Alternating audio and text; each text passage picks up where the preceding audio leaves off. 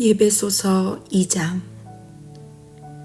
얼마 전까지만 해도 여러분은 죄로 인해 낡고 정체된 삶에 빠져 있었습니다.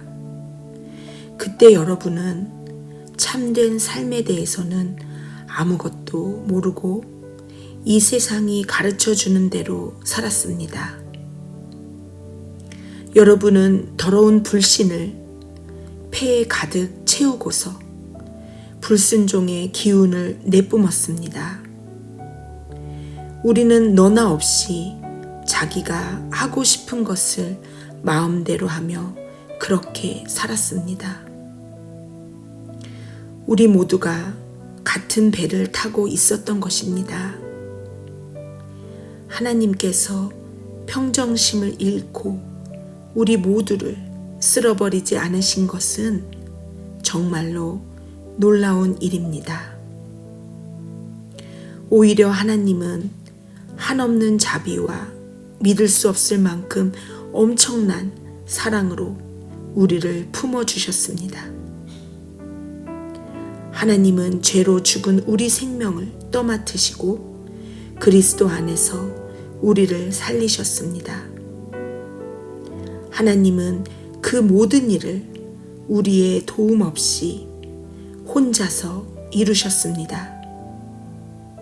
그런 다음 우리를 들어 올리셔서 가장 높은 하늘의 메시아 예수와 함께 앉게 하셨습니다.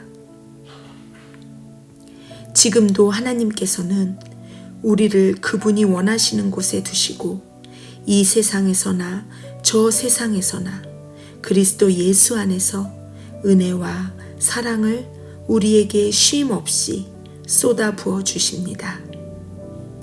구원은 전적으로 하나님이 생각해 내신 일이고 전적으로 그분이 하신 일입니다. 우리가 할 일은 다만 하나님께서 그 일을 행하시도록 그분을 신뢰하는 것입니다. 구원은 처음부터 끝까지 하나님의 선물입니다. 주인공 역할은 우리 몫이 아닙니다. 우리가 주인공 역할을 했다면 우리는 모든 일을 우리가 했다고 떠벌리며 돌아다녔을 것입니다. 하지만 그렇지 않습니다. 우리는 우리 자신을 만들 수도 구원할 수도 없습니다. 만들고 구원하는 일은 하나님이 하시는 일입니다. 하나님은 그리스도 예수를 통해 우리 각 사람을 지으셨습니다. 그렇게 하신 것은 그분께서 하시는 일, 곧 우리를 위해 마련해 놓으신 선한 일, 우리가 해야 할 그 일에 우리를 참여시키려는 것입니다. 그러나 이 일 가운데 어떤 것도 당연한 것으로 여기지 마십시오. 불과 얼마 전까지만 해도 여러분은 하나님의 방법에 대해서는 아무것도 알지 못하는 이방인이었습니다. 그때 여러분은 하나님이 일하시는 방식이 무엇인지도 몰랐고 그리스도가 누구이신지도 전혀 알지 못했습니다. 여러분은 하나님이 이스라엘 안에 펼치신 풍성한 언약과 약속의 역사에 대해서도 전혀 알지 못했고 그분께서 이 세상에서 무슨 일을 하고 계신지에 대해서도 무지했습니다. 전에는 밖에 있던 여러분이 이제는 죽음을 맞으시고 피를 흘리신 그리스도로 말미암아 안으로 들어와 모든 일에 참여하게 되었습니다. 메시아께서 우리 사이를 화해시키셨습니다. 이제 밖에 있던 이방인과 안에 있는 유대인 모두가 이 일에 함께하도록 하셨습니다. 그분은 우리가 서로 거리를 두기 위해 이용하던 벽을 허무셨습니다. 그분은 도움보다는 방해가 되었던 깨알 같은 글자와 각주로 꽉 찬 율법 조문을 폐지하셨습니다. 그런 다음에 전혀 새로운 출발을 하셨습니다. 그분은 오랜 세월 동안 증오와 의심에 사로잡혀 둘로 갈라져 있던 사람들을 그대로 두지 않으시고 새로운 인류를 지으셔서 누구나 새 출발을 하게 하셨습니다. 그리스도께서 십자가에서 죽으심으로 우리를 화해시키셨습니다. 십자가는 우리로 하여금 서로 껴안게 했습니다. 이로써 적대 행위는 끝났습니다.